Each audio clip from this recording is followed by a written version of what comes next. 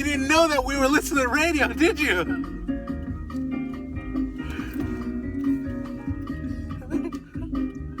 Oh, did you know who this is? Playing guitar? No.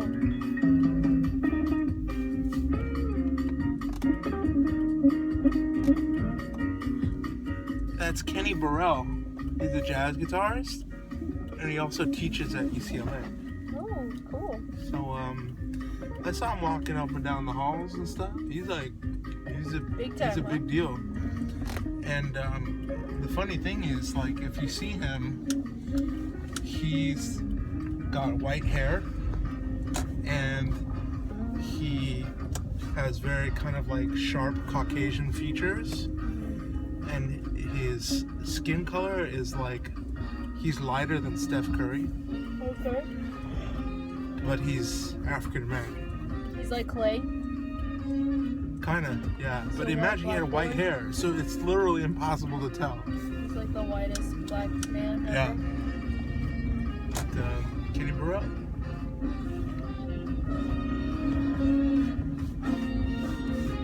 What do you think about this song?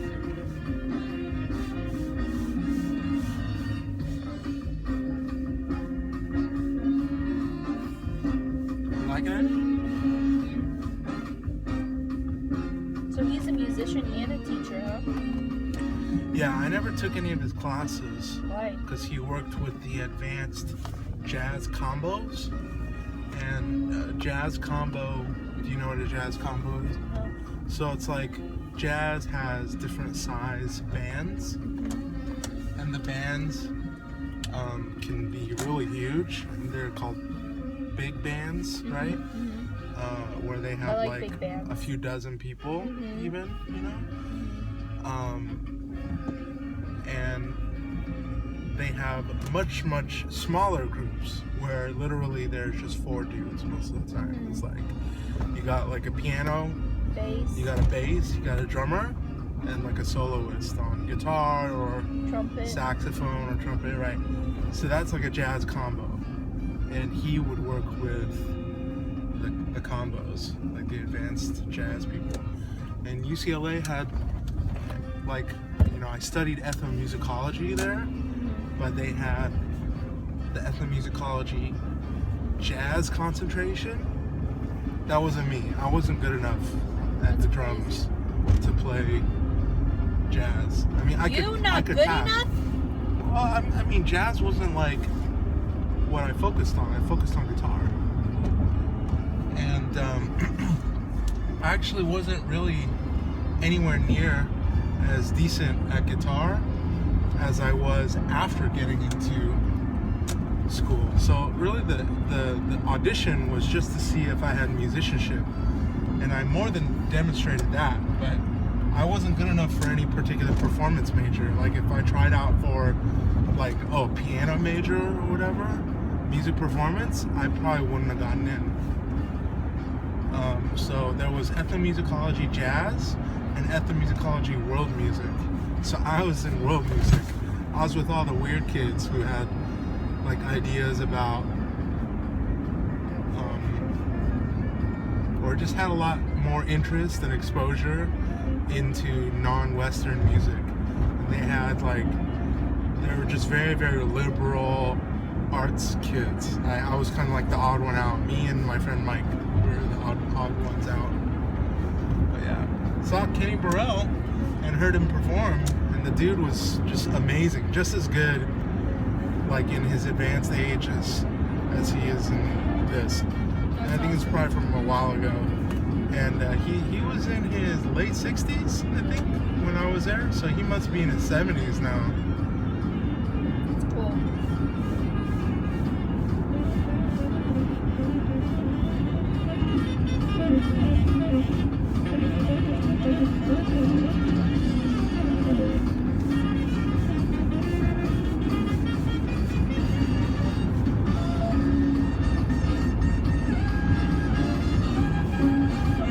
That sax is killing it.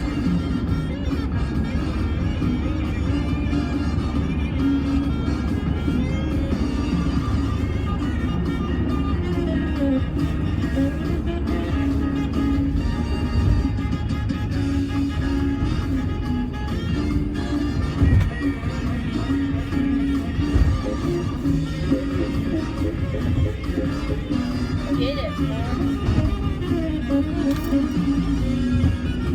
Dang, these guys they're just like sizzling.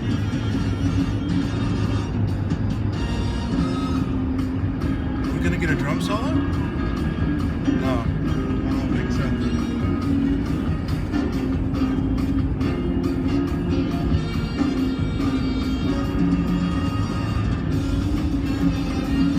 Afro-Cuban 6/8.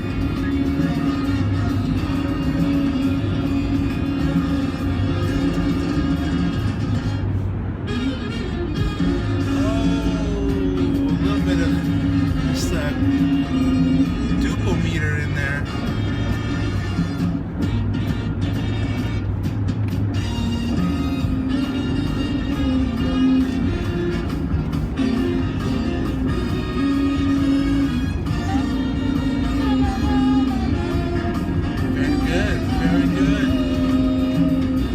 The drums? I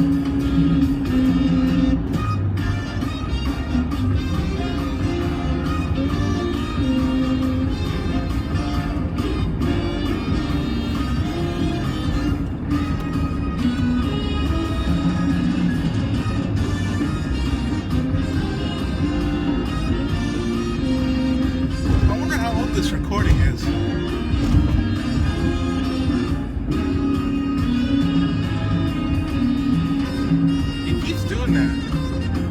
The drummer loves Afro-Cuban 6/8.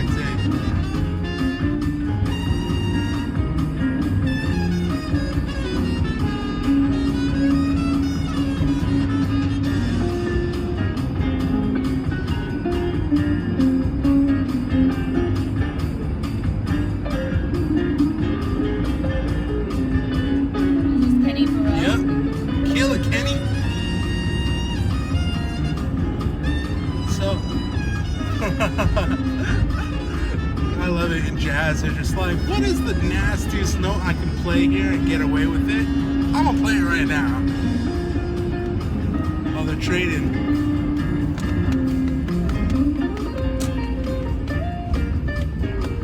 Trading 8 for Kenny, 8 for the other dude. 8 who? 8 measures.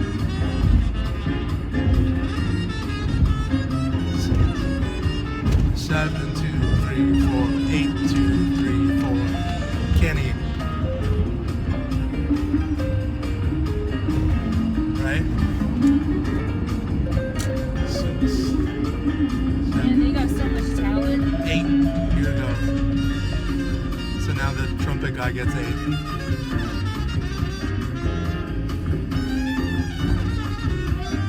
This guy's good. He's got a little bebop flavor. That drummer's having fun too. So I don't know if you know, his jazz guitar tone is kind of different. No, I don't know. So it's like they took the treble and they kind of decided to make the guitar sound like this. They take the treble and turn it down. That's like a I thought it was just because of his guitar.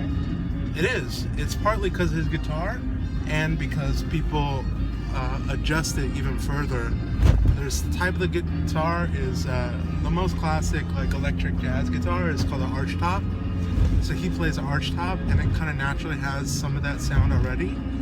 But for jazz, they turn off the treble just a little bit more, just to make it sound very like mellow. You know, so he had that kind of mellow quality there.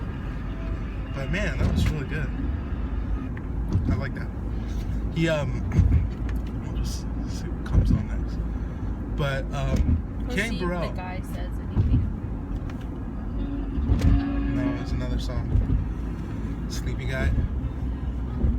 But yeah, so a lot of times with jazz combos, that wasn't a combo, right? That was like a full-on band, right? They had a crazy winds section, horns I would call it. But I say that because that's like jazz speak, right? So they have like saxophones and trumpets and maybe trombones and stuff. And a lot of times in a combo setting, what you have is like the soloist that's playing trumpet or guitar, they'll like do longer solos, and the piano will do longer solos. And then a lot of times what's really common is when it gets to the bass and the drum solos, they'll do 8s. Does that make sense? So it's like nobody wants to hear a lot of bass players take a full solo, because like the stand-up double bass is, I don't know, for some reason either people just don't play it as melodically, or the instrument is a little bit tougher to follow because it's such a like a low sound. I don't know, like I'm just speculating, but generally when people have like a small jazz combo and you see them playing double bass, in my experience at least, you see the bass and the drummer take turns, so they don't get the full solo, they kind of like trade, and that's kind of what keeps it really, really interesting sometimes, because there's like a little bit of like something kind of like competitive about it. It's like, oh wow, you did that during your 8? Well, let me melt your face with this, you know? And then you just like kind of go at it. And that's one crazy thing about jazz, is there's just like this constant spirit of like trying to outdo everybody and just make everybody just go wow. It's pretty cool. You have to have talent to be able to hang with them, you know? Oh yeah, no, if you can't hang, then you'll get laughed off the stage, you know? You just... So are these guys, you think, like just like pure talent, or do they have like theory background and stuff? I think you have always a mix. You have a lot of people who are kind of those very intuitive musicians that never really had to get formal training, but they are never like the norm. You know, they exist, they're out there, and they're incredibly talented, but a lot of the people I know who play jazz, they know theory, to the point where there's like a whole subset of music theory people that are like jazz theory people. So jazz theory like has a big part in contributing to music theory as a field of study overall, because jazz theory is very focused, and it kind of takes some of the ideas in music theory to their extreme. So a lot of jazz guys are theory guys. That's cool. I think it'd be hard to understand a lot of improvisation and chord substitutions, and you know, without some kind of concept of like, okay, if I try this here instead of what I'm supposed to do, you know, it'll work. Without any concept of that, I think it would be really like hard to just expect to kind of do trial and error music, you know? It's like, oh, I'm gonna play this, oh, that doesn't sound too good. You know, you kind of have some framework when you're playing jazz. But the drummer, for example, he was doing something that you definitely need to know theory for, like rhythmic theory. He was doing Afro-Cuban 6/8. You know? What's Afro-Cuban 6/8? So Afro-Cuban 6/8 is like, do you remember the tempo of the previous song? It was going like this. Dun, or like, what was the melody?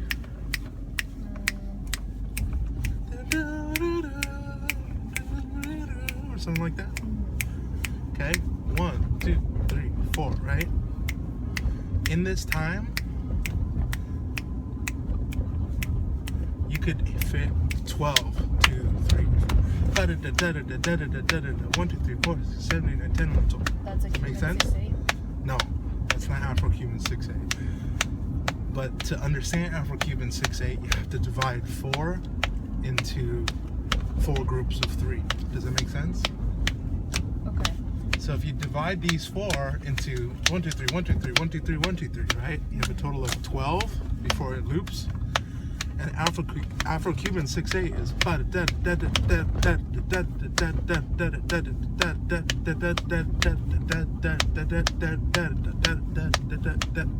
that. Does that make sense? What makes it Afro-Cuban 6/8? It came from Afro-Cuban music. And so if I were to number all 12 of them, you get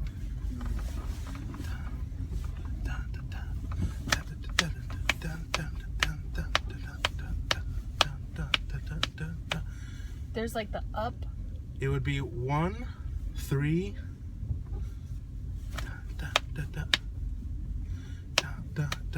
that's 5 and 6, and then 8,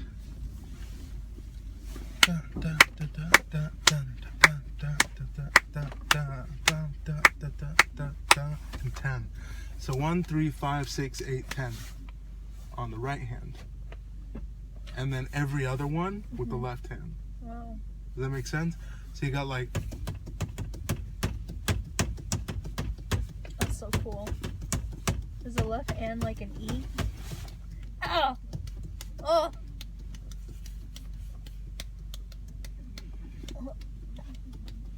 1, 3.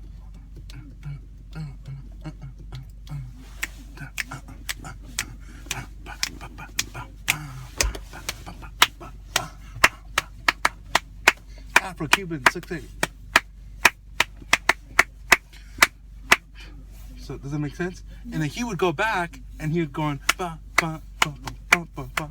So what am I doing now? 1, 2, 3, 4. 1 and 2 and 3 and 4 and. So he would switch between 4 divided by 2 and 4 divided into 3. So there would be 1 and 2 and 3 and 4 and total of how many? 8, right? 1 and 2 and 3 and 4 and it says 1, 2, 3, 4, 5, 6, 7, 8. And then you go 1, 2, 3, 1, 2, 3, 1, 2, 3, 1, 2, 3. So he would switch between those two. So this is still the same throughout the song.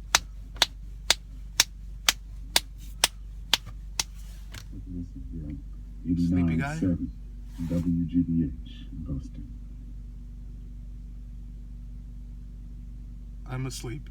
I've been waiting. Oh shoot. So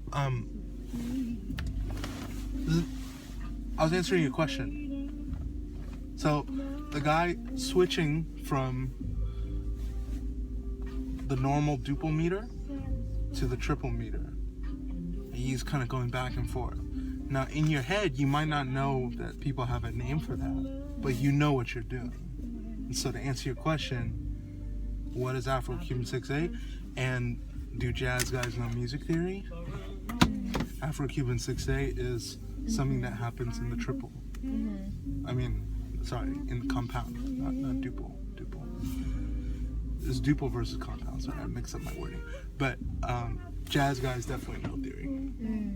Definitely. Cool. Defo.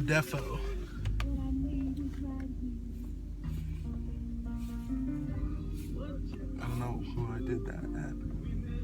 The audience. Who's the audience? Someone who's bored enough to watch this whole video. Yeah. It's not boring, is it? If they like music theory and they know what's going on instead of